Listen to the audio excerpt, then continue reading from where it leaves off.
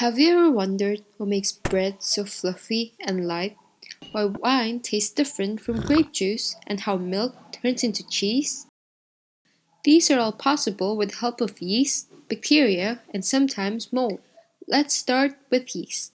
Yeast is a single-celled fungi that breaks down carbohydrate to get energy molecules needed to function. In bread making, yeast will undergo an anaerobic process called fermentation. In the fermentation process, ethanol and carbon dioxide is produced.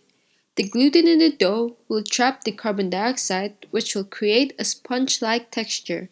When the dough is baked in the oven, the dough will rise quickly for a few minutes before it sets and the yeast dies. The ethanol produced will evaporate when the dough is baked. So no, bread is not the same as alcohol. However, in winemaking, the yeast's main purpose is to produce more alcohol or ethanol more than carbon dioxide. The fermentation in winemaking starts with wild yeast present on grapes, but to get consistent results, winemakers often add strains of yeast that can tolerate high level of alcohol. The yeast will start to chow down on sugars in the grape and convert it into alcohol.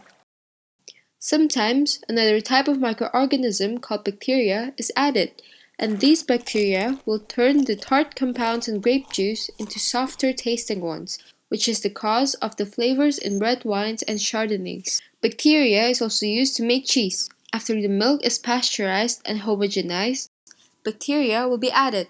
These bacteria will feed on the lactose, a type of sugar in milk, and convert it into lactic acid. As the milk becomes more acidic, the casein, a type of protein in the milk, starts to aggregate and curdle. Cheesemakers will then add an enzyme called rennet, which help curdle the milk even more and will eventually form semi-solid curds. These semi-solid curds will be pressed to get rid of the liquid weight to form hard cheese.